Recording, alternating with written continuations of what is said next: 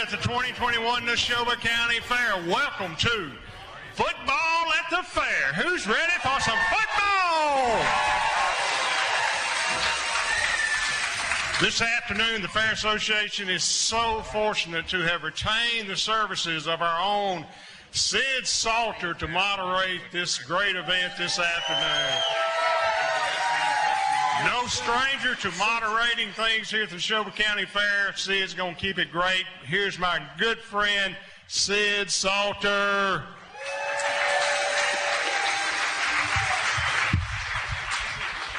Thank you, Scott. It's more than a pleasure to be here for this event, a rather historic event. And I can't change who I am or where I'm from, and I'm a Bulldog. But today, I represent all three of these institutions and the State College Board we work for, and the Neshoba County Fair Association, organization I respect and have been a member of a long time. So we're going to treat everybody fairly. We're going to deal with this in a professional manner, and this is an event that's taking place in front of children. I ask everybody in this audience to remember that. And if you don't, I'm going to help you remember that. All right, let's get started. We are, as Scott said, honored to have three very distinguished Division I head football coaches as our guests today. University of Southern Mississippi head coach Will Hall. Will.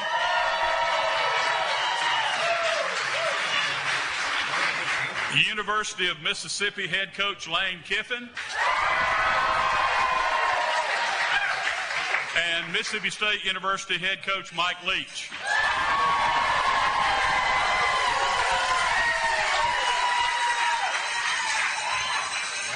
Let me briefly introduce each of our guests. Coach Will Hall is in his first year at the helm of the USM Golden Eagles. Coach Hall served as the head football coach at the University of West Alabama from 2011 to 2013 and at the University of West Georgia from 2014 to 2018. He also served as offensive coordinator for the University of Louisiana Lafayette in 2017. He grew up in Mississippi and attended the University of North Alabama, where he played quarterback from 2002 to 2003. A second-generation coach, Hall is the son of Mississippi high school coaching legend Bobby Hall.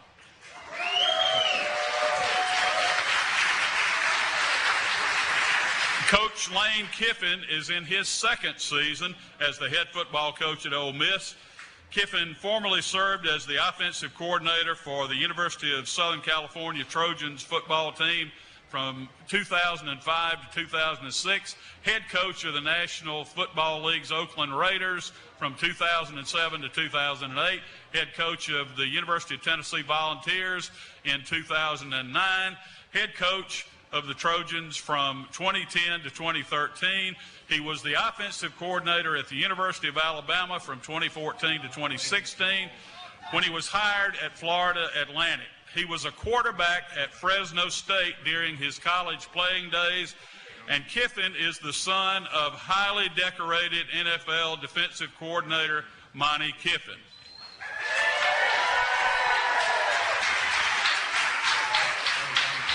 Coach Mike Leach is in his second season as the head coach at Mississippi State University. He's a two-time National Coach of the Year, three-time Conference Coach of the Year. He was previously the head coach at Texas Tech University from 2000 to 2009, where he became the winningest coach in school history, and at Washington State University from 2012 to 2019. Leach is known for building potent offenses, directing pass-oriented teams in a spread offense system known as the air raid. Leach helped to develop that with Hal Mumme when Mumme was head coach, and Leach was the OC at Iowa Wesleyan, Valdosta State, and Kentucky in the 1990s.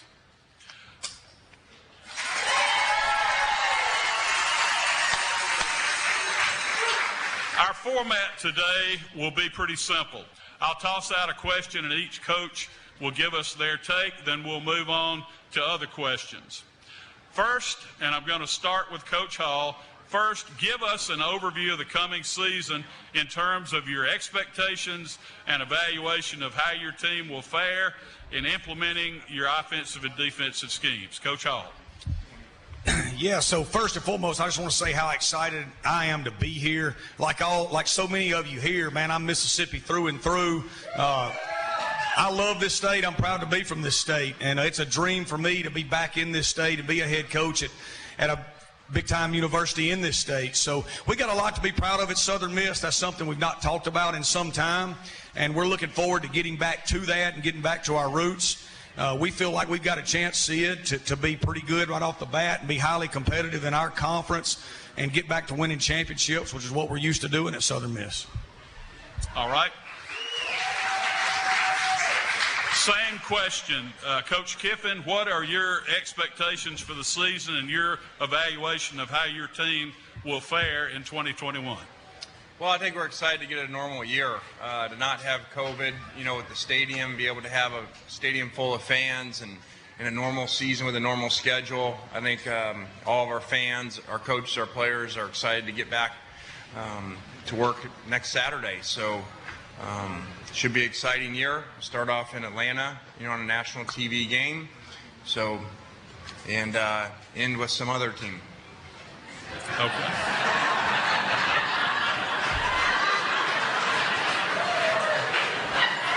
Coach Leach, same question. What are your expectations? Well, I'll tell you the biggest thing is, everybody's kind of covered a lot of it. Move on to have a regular year, and then, you've got the off season. You have a great off season. You're excited to see where your players are after that. So I think we're thrilled about that. And then, and then to get some, as a new coach, to have a lot more fan involvement this year than some of what went on last year. Hopefully that it's a smooth path, and just excited to get started, excited to get to work, excited to practice. Fair enough.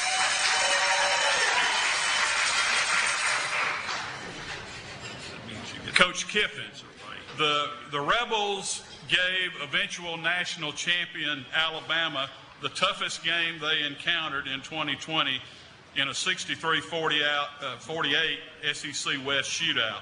What impact did that game have on helping to convince your team and your fan base to buy into your system and support the program? Well, I don't know. It was good to play him down to the end, but we're supposed to win the game, so and be kind of cool if it wasn't a basketball score also. But we look forward to hopefully making someone punt this year, and so that would be exciting. Okay. All right.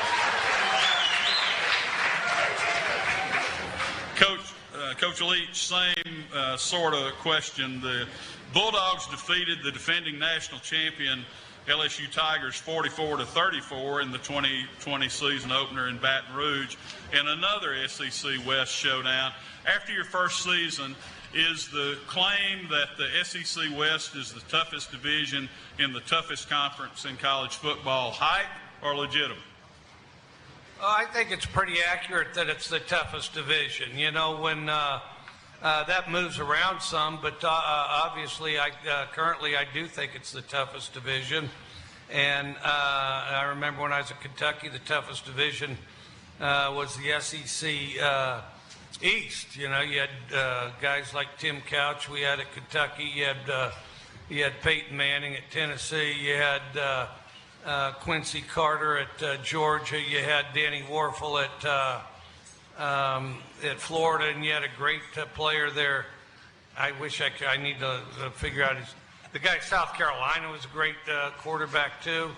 Anyway, so and then then you go to the Big 12. For a while, the Big 12 South was the best division.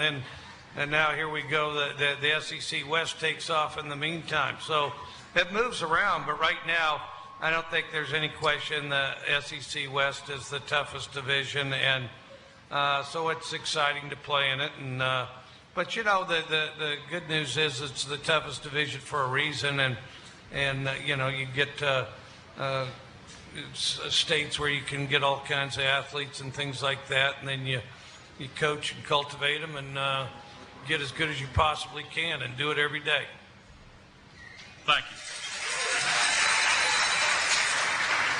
Coach Hall, you are tasked with rebuilding a Golden Eagle football program that historically gave State and Ole Miss all they wanted on the field of play, and that in most years was a real powerhouse in Conference USA. Last season, 3-7 overall, 6th place in Conference USA West. What's the key to beginning the comeback this season? Yeah, Sid, I think the big thing for us is we got to get back to who we are and what works, right? There's a blueprint there that's been passed on from many generations, from Bobby Collins to Jim Carmody, Pye Van to Jeff Bauer, Larry Fedora. We've got to get back to recruiting our footprint. We've got to get back to recruiting Mississippi as hard as we can, Lower Alabama, the Panhandle of Florida, Southeast Louisiana, and finding those kids and develop them and building those relationships and start building our roster back with talent. And I feel like we're headed in the right direction with that. And again, man, we've got a great history and tradition. We've got 8 conference titles. We've played in 22 bowl games. We've had 125 players be drafted at Southern Miss. So we got a lot to be proud of. We want to sell that and embrace our past to help us forge forward in the future. All right.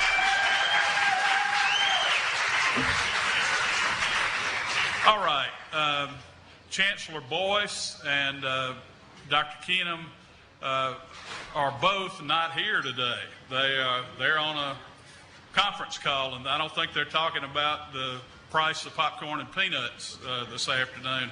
So let's just get to it. If the discussions regarding the expansion of the Southeastern Conference are true, what's the impact of adding Oklahoma and Texas to an already tough SEC roster have on each of your programs? I'll go to Coach Leach first. Well, they're both great teams. I think it expands the footprint of the conference.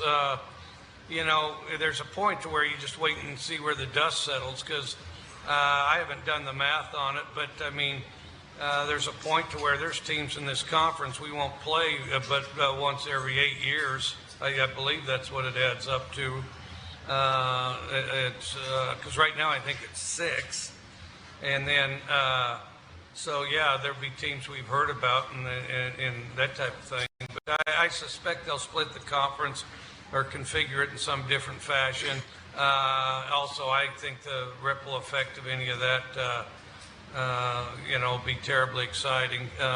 It'll be a lot like when you know, Boise State and TCU were in the Big East for less than 6 months, you know, so it'll range from teams being there for the long haul and new interesting tradition develops to, like I say, some knee-jerk reactions where, you know, as everybody starts scrambling and, you know, some cases, you know, people want to be part of the action. But, you know, they're good quality teams, just like this conference is, and you got to fight your way through every week in this conference, and so it'll kind of be more of the same with a broader base. Coach Kiffin, same question. I mean, I think it would be great. I don't deal in a lot of things that we can't control, so I don't spend a lot of time on it. But 2 great programs coming in and making already what is the best conference by far even stronger. So I think it'd be great. Coach Hall, Coach Leach mentioned the possible ripple effects around the country. Do you perceive any of those ripples reaching Conference USA? Oh, yeah, for sure. I mean, there'll be ripple effect all the way through everybody, Sid. I imagine it's going to touch everybody. And I've got great faith in Dr. Bennett and Jeremy McClain. They're assessing those ripple effects and what they could be as we speak. They're highly intelligent people that are driven to push Southern Miss into the best situation we can possibly be in. And my big deal, you know, like Lane said right here, is we got a season fixing to start.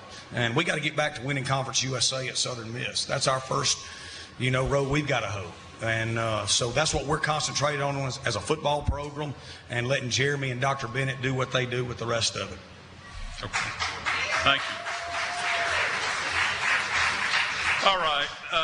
I'm gonna start with Coach Kiffin on this one. Obviously, all three of the programs represented here are angling toward a return to normalcy in our fall football schedules, for the fan experience to be greatly improved from what we had last year and from the constraints. At the same time, the Delta variant is creating a situation, and Coach, you already referenced matters beyond your control.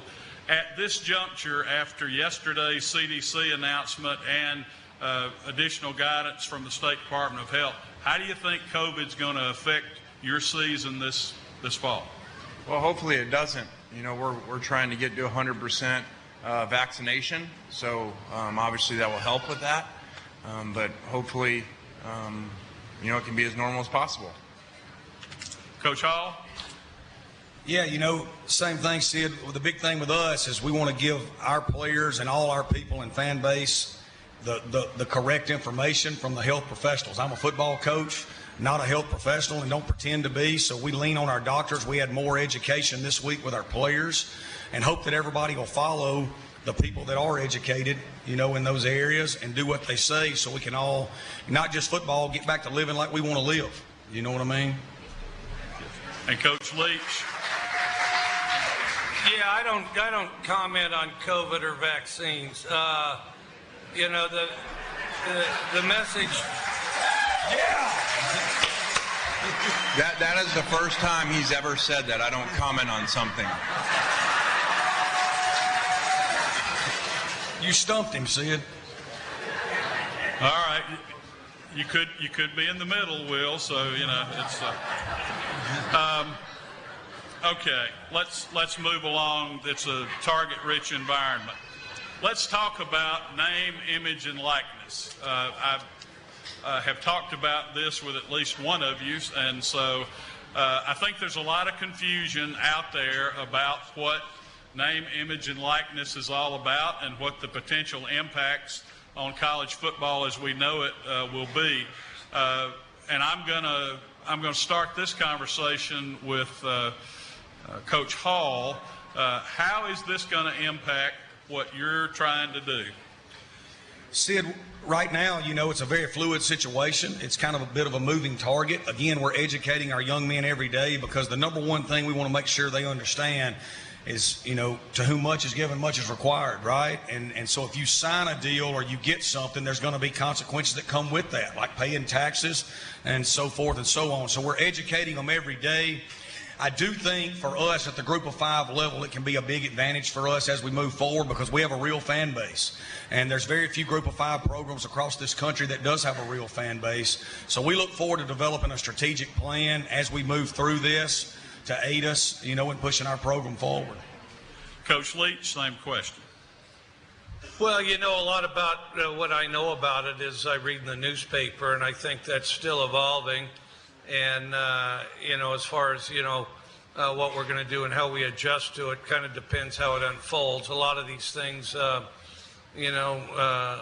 bunch of changes will come blowing in, and then they'll come blowing in, and it's difficult to say where the dust settles, and it won't settle in perfectly. And then college football and the programs together develop around a plan or a set of rules on how to handle it, and then once they do that, you adjust. But as long as there's a lot of things that go with being a professional. I mean, it's not just name, image, and likeness. It's also, do you have a draft?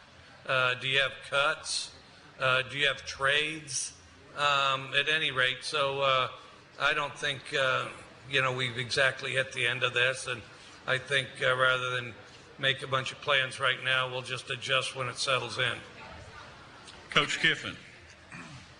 Well, I think it's really good for the players. Everywhere else, if you work and you get paid for it. So I'm glad for them. I hope that there's not unintended consequences with it. So I think it'll be interesting. And like Coach Leach said, it'll be an ongoing thing, especially in the first year. I don't think anybody knows exactly how it'll end up. Let me stay on that subject a minute, and I think there's confusion on our campuses, there's confusion in our football programs, and there's confusion among our fan base.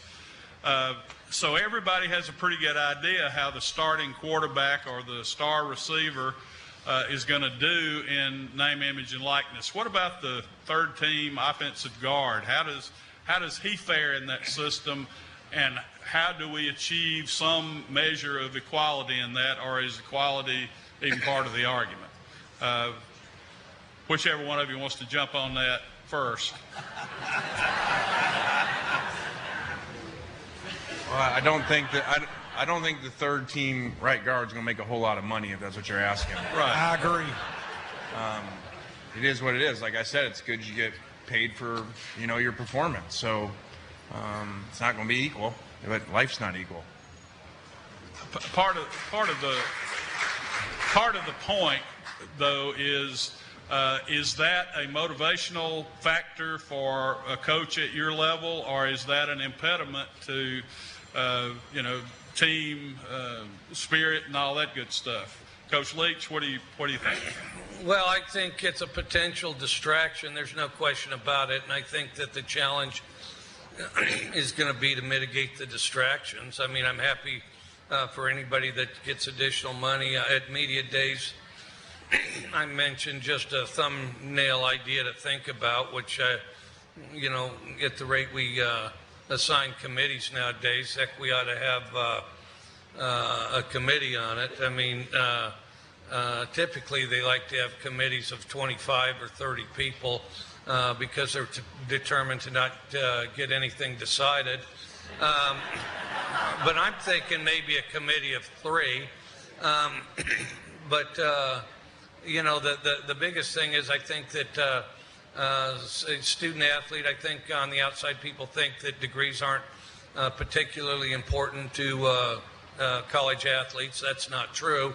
Then the other thing is the portal's going wild, and there's about 1,500 of them that haven't found a home.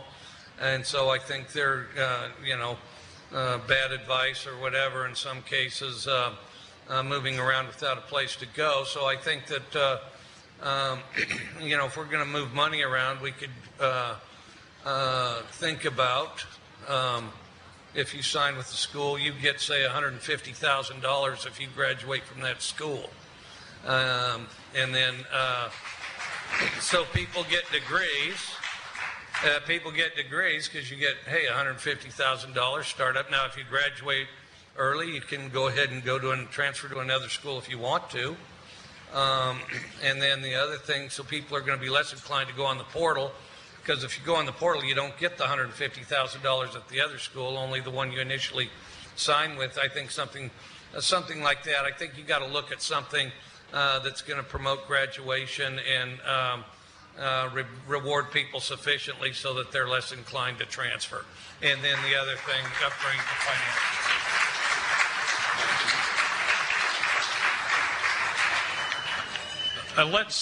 Let's stick with that for a second. The transfer portal has fundamentally changed a lot of what you guys do, because there are surprises at the end of the season sometimes. So how do you adjust as a coach to the possibility that you get blindsided somewhat by a decision to enter the transfer portal? And Coach Kiffin, I'll give that to you. Well, that's tough. It's not as well organized as free agency in the NFL, because of the time frame and kids being able to leave, so late and so close to the season. So it's just a challenge we have to deal with, and hopefully your kids stay and they have new opportunities. So it's just a different challenge than we've ever had. Okay. Coach Hall? Yeah, Sid, I think with most of it, with the transfer portal, like everything on social media today, most of it is much ado about nothing, right? I think the other day there was about 5,000 kids in the transfer portal, and by the way we evaluated them, about 4,980 of them can't play. So that's why they're in the transfer portal, right? Because they can't play where they're at, and they want to go somewhere else. But I think what you're going to see over the next few years, to kind of compound on your NIL question, with NIL coupled with the transfer portal, teams that have great cultures, teams and programs that treat people the right way, teams and programs where players know they really care about them, I think you're going to see them create an even bigger gap from teams that have bad cultures. And I think over the next few years, you'll see that gap widen even more. Okay. Let's change gears from transfer portal to something else that's relatively new. Social media plays an inordinately large role in the lives of the young people that you coach and in the fan bases that you serve and represent. Is social media at this point a help or a hindrance? And the two more mature coaches have large followings, so you deal with this every day. What role does social media play in your overall approach as a head coach? And I'll give that to Coach Leach. I'm not a big computer guy, really. Like, for example, I've dictated some emails. I've never actually written an email, and I'm doing everything I can to keep it that way. But I think that, it's just kind of a reality. I remember when I was a kid, somebody do something good on the track meet and get written in the newspaper. He'd carry the article around for a month. And so, that could be distracting too, as he's carrying it around for a month. Now it just changes. Now, what they get distracted by is just changing more quickly. And so I think it's positive as far as getting the right message out. I think it's negative as far as getting the wrong message out. And I think everybody's fighting to keep it from being a distraction. In recruiting, often it helps once you have your team together. As somebody gets sidetracked, occasionally you see somebody start playing real well, and then you can tell, he's a little caught up in his social media because, he starts to fade a little, and just kind of changes a little bit until he gets back on track. So I think it's positive and negative. It's just a change you have to adjust to. Coach Kiffin? I think social media is good for the kids for the most part. We use it because years ago we weren't allowed to text recruits, but we could direct message them on Twitter. So that's really how it started. And then it just kind of became a recruiting tool, and I think people like it. The recruits, their parents, come in and say, "Oh, we follow you on Twitter. We enjoy, what you say and stuff." So, and I think I'm a little different. I'm just kind of like a normal person on there. And you've typed an email before? I don't think people still do emails, but. Well, it's a good thing I didn't have to learn that. Then I'll just move on and learn the next thing. All right, Will, you got a slapjack in your back pocket? Yeah, no, Sid, we try to use it as a positive for our program to help sell our brand and reach more and more people. Do I like it? No. I think it's given the uneducated, sometimes coward, a voice that you have to listen to. But we've embraced it. We try to use it as a positive with our program. We try to educate our kids to use it, as a voice to promote them. And, it's here to stay, so we might as well embrace it and use it to an advantage. All right, gentlemen, we're going to, in about 10 minutes, take some questions from our audience, and looking forward to hearing that. But I want to kind of go in a different direction. You spend a lot of time, particularly this time of year, talking about X's and O's and offensive and defensive schemes, all that. What are the, and I'm going to ask each of this, I'll start with Coach Hall. What are the passions in your life, and you have a big platform doing what you do, what are the causes that you try to serve and that you have an interest in that this fan base, collective fan base of Mississippi sports fans may not know about? Coach Hall? Yeah, you know, for us, our program motto is AIE, which is attitude is everything, and only you get to choose yours. And we try to implement that with our kids. We try to teach them that that's the greatest gift the good Lord's given us, is the ability to choose your response and choose your attitude towards every particular situation to go chase your hopes and dreams. And so that's what we're trying to implement every day in our program, and change lives and be a ray of light to show a group of people working together. Look, man, we're in the South. Football matters. You know what I mean? We didn't make it that way, but it's not changing anytime soon.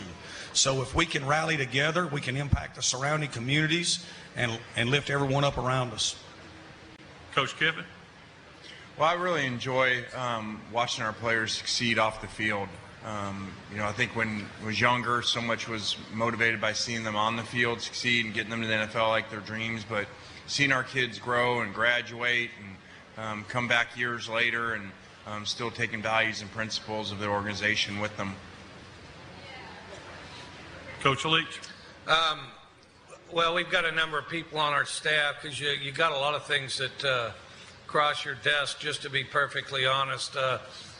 Sometimes first of all, to sift out, you know, what's good and what's beneficial to your players. And there's a number of things that are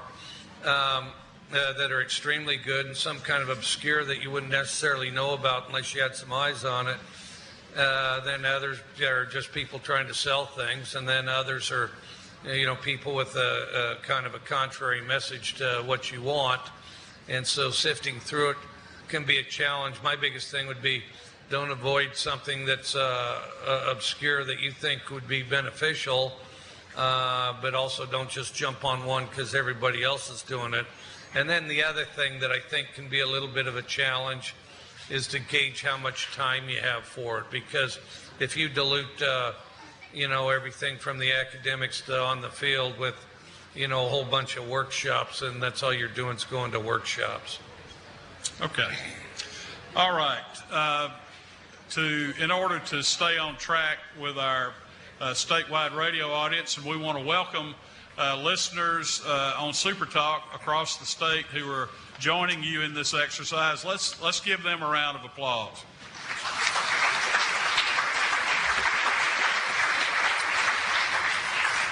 All right, Scott, are we set up to begin taking audience questions? Are we ready? All right. Scott is going to be moving into the crowd. I want to again caution you and ask you to respect yourself and to respect these coaches, and let's keep our questions positive and forward focused. And all of us have children and grandchildren out here, and let's remember that as we get into this. And if that doesn't happen, we will cut out question and answer and move on to another focus. Okay? Okay. All right. If you'll raise your hand, Scott will move to you. If you have a question for one or all of our coaches.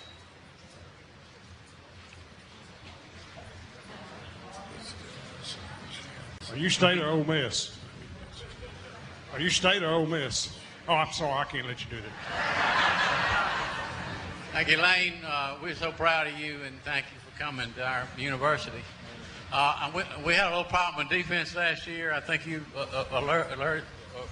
you said earlier. How are you feeling? I know you don't have a crystal ball, but I feel like we can beat anybody if we can get a pretty good defense. How are you feeling so far without knowing about our progress of our defense? Well, the good thing is we can't do worse. So we really plan on improving. But, you know, we start practice next week, so we don't know a whole lot. We did get a lot of mid-years in. Had some kids that had transferred that, you know, had to sit out last year that would have been significant players for us on defense. So hopefully we'll be a lot better. All right. Scott, have we got another question from the audience? Yes? How many Air Bowl trophies we gonna win for Mississippi State? Can you repeat the question? The Egg Bowl trophies. How many Egg Bowl? He said, how many Egg Bowl trophies do you have so far?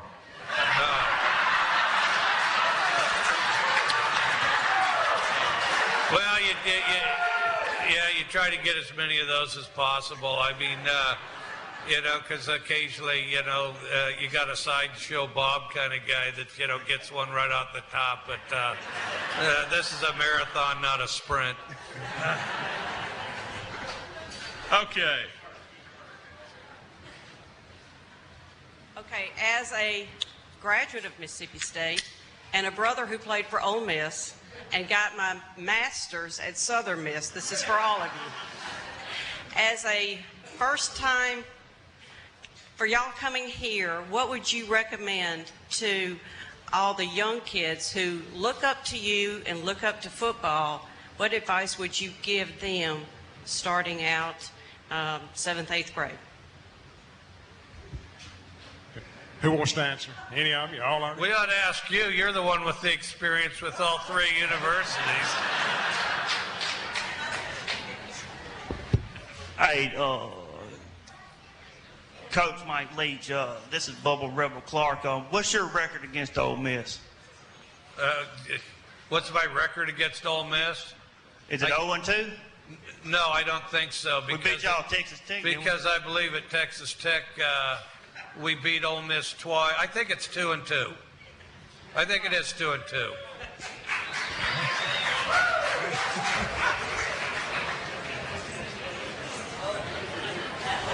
Hey, can we get our facts right before we try to throw a shot at them? I mean,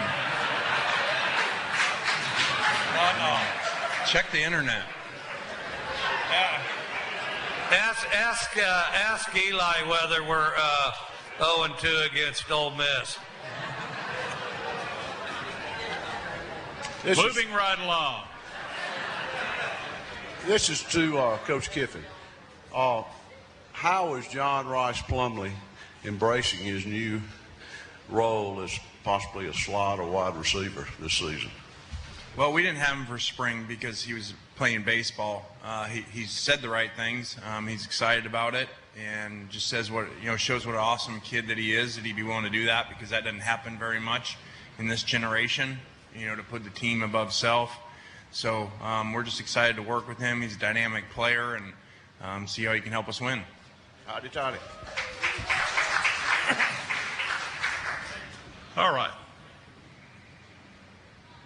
I just wanted to ask each of you how you feel about the potential of a 12-team playoff model going forward. What do you think that could mean for your programs? Let's start with Coach Hall.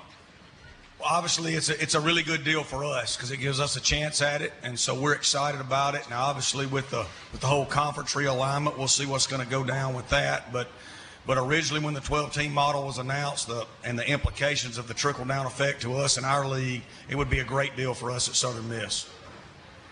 Coach Kiffin? I think it's great. More people with opportunity to play for a championship. And, like I've said before, if you look at basketball, if basketball was like football where there's only 4 teams, 4 number 1 seeds, in college basketball, you'd have much different champions over the years. So I think it's a great thing. Coach Leach.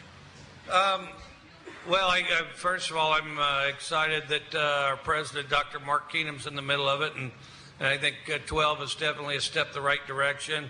I've pushed for 64, have a whole format to do it quite easily where you could be done on New Year's. But now, and don't laugh too loud, because over the years we went from it'll never happen to 12. And so if I live long enough, it probably will make it to 64. But I think, a great time would be had by all. I think you can set the tournament however you want. I think the target number of games is 16. But I think the more teams involved, the more exciting it is. And I think you could easily incorporate the bowls with regard to, the playoff sites and games. I don't think it's... you wouldn't stay there the whole week. You'd stay there maybe 2 days. But, No, it'd be exciting. It would ignite the whole country. You'd have teams from all over that don't naturally play one another, and it would be a gauntlet to get there. And I think, and everybody drops their jaw and says, well, how is this possible in college football? And I've often advised to go down to the Parks and Recreation and talk to the guy that sets up the softball tournaments, and he'll get you all straightened out. But if you want a higher source, talk to the NFL and Division II, 1AA. I think it'd be fantastic. I think the more teams, the better. All right. Coaches, I'm over here to the left. Your left. Okay. Okay, this is for all three coaches. In your opinion, who's got the best fast food chicken sandwich?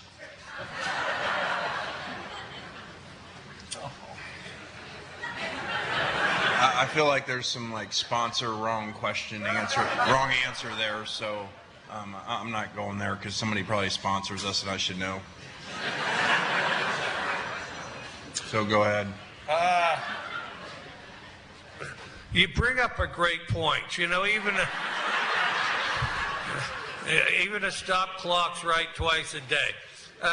I would have to say I'll limit it to 3 just to be safe here. I'd say Popeyes, Chick-fil-A, or Zaxby's. Coach? I agree with Coach Leach. All right, next question. Down the middle here, Sid. Got it. All right, this is for Mike Leach. I'm curious to know, if you actually had a racehorse, what would you name it? I would name it Lane Kiffin. Well, no, it'd be perfect. Well, you want a good name where the guy has the voice right, and then where they yell it out like the guy that let's get ready to rumble guy. Honestly, I'd name it Sharon, because I've said for quite some time, I have enough decisions and things to think about every day that remembering everyone's name, is starting to get overloaded. So in hindsight, I should have done like George Foreman did, named all my kids one name, Sharon. And then, because it's a little bit like you go in a room and you yell coach and everybody turns around and you pick out the one you want.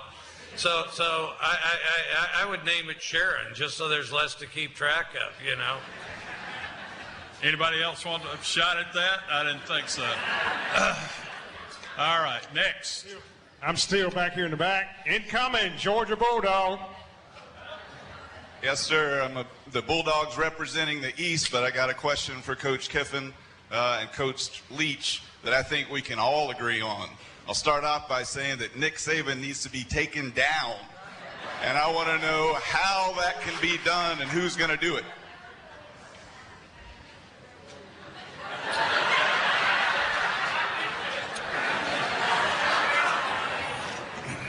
Well, Southern Miss is planning to schedule them so that they can get. I've learned my lesson about answering these things with cameras around, so I'm not answering that. But just happy to be here, and appreciate y'all coming out. And I'm still waiting for Miley Cyrus to come out.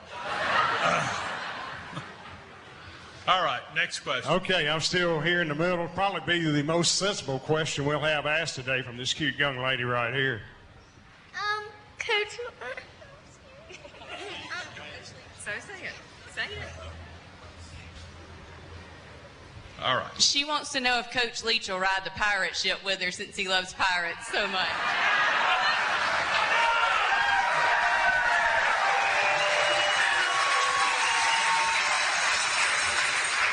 If she's got one, I'm there. I mean, are you kidding me? We got 2 pirates. I mean, how can you go wrong with that?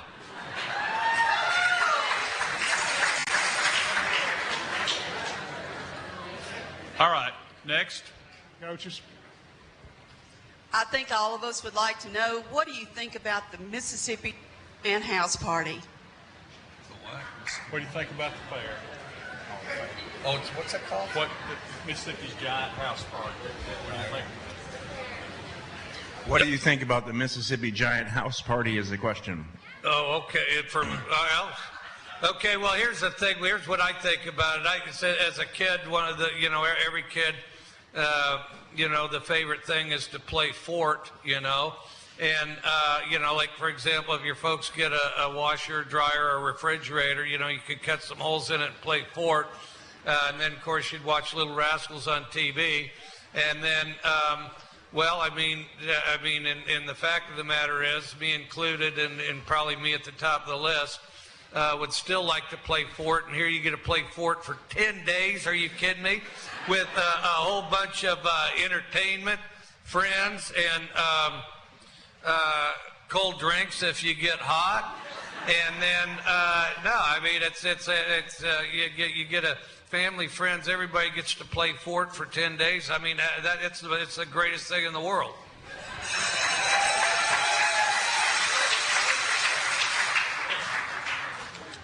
I think the fair is great. I've been here for 45 minutes so far.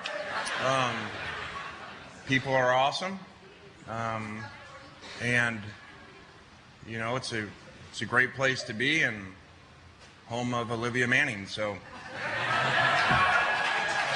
All right. Coach Hall. Yeah, it's unbelievable experience, great tradition. You bounce from place to place, and you see so many people interacting with each other, and it's just a whole lot of fun. And man, I'll be back again next year. All right, Scott.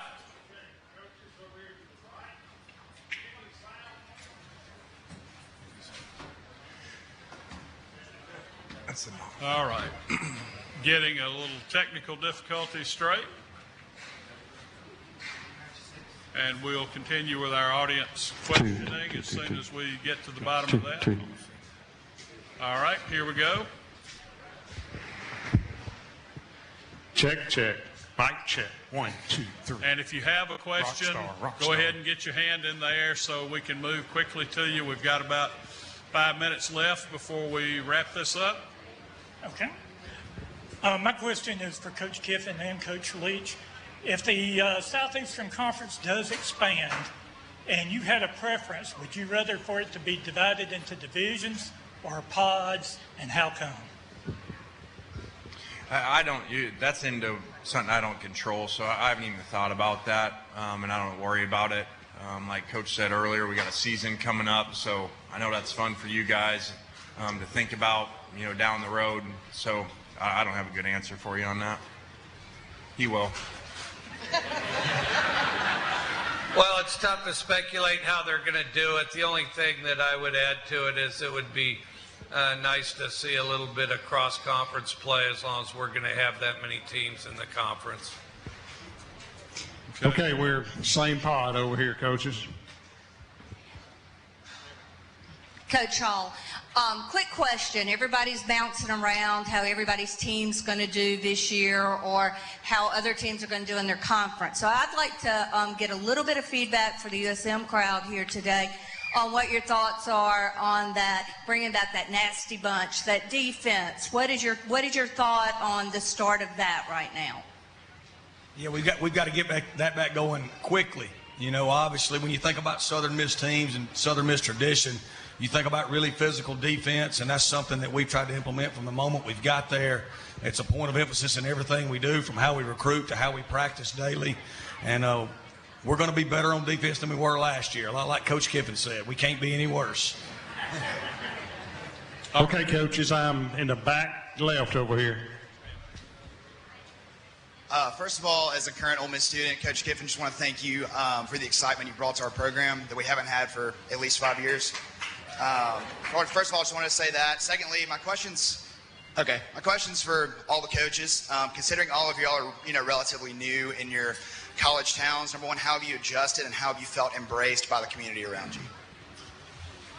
Well, Oxford has been awesome. Our coaching staff has been accepted extremely well, and just great people to be around. And I joked the other day when I was in California and Florida, people always ask me what it's like, and I'm like, everyone is so nice, and they're like, well, that's because you're the head coach. And I watch how they are to everyone else, and it really is the same. So I totally get the Mississippi nice thing now. It's really awesome.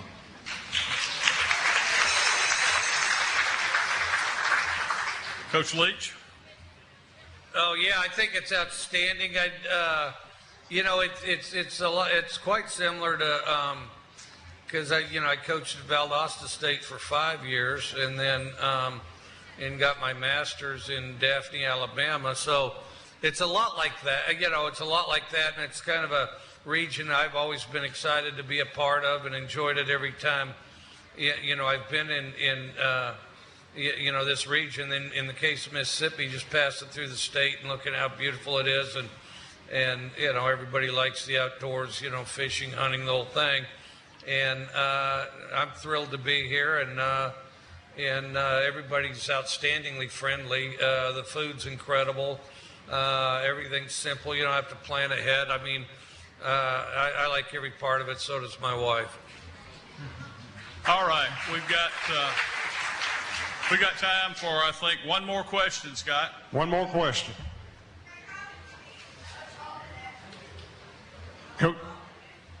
Coach Hall, did you answer that? He didn't answer. I'm sorry. You're absolutely right. Coach, go ahead. All good, Sid. You promised you wouldn't be partial. I'm just kidding. No, it's been phenomenal for me. For me and my wife, Rebecca, who's here today, right over there, we grew up in Amory, Mississippi, so get a chance. We lived in 9 states, like a lot of these guys have, and to get to move back home and raise our kids, very similar to how we were raised, has been a big-time blessing, and we're very, very thankful for it. Excellent. One more question. Okay, one more question, coaches, here in the center. Hey, just for Coach Hall, and I know we're out of time. So I grew up a preacher's kid, and I knew I didn't want to become a preacher's kid. Although in my life, I've kind of come back to that a little bit. When did you know, growing up as a coach's son, that you wanted to be a coach? I got dropped off at the field house when I was 4 years old. Joe Burrow's grandmother, Miss Dot Burrow, dropped me off, and I would say about 3 weeks after that. You know what I mean? I had a brutally honest father who's here today that told me early on, said, man, you ain't going to play in the NFL. You're really, really short, so you better figure something else out quickly. And so we figured it out fast, and we've been forging forward ever since. All right. That's a good question to end our exercise on today. Thanks to all of you for coming out. Do you think you might want to do this again in the future?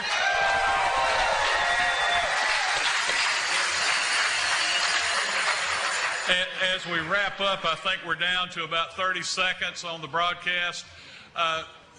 Most of you have no idea how hard these 3 gentlemen work every day, all year long, the demands that are on them, and how would you like to do your job with 65,000 people giving you advice? So let's give our coaches a round of applause. To our SuperTalk audience, thank you for joining us. Have a great Neshoba County Fair. Thank you.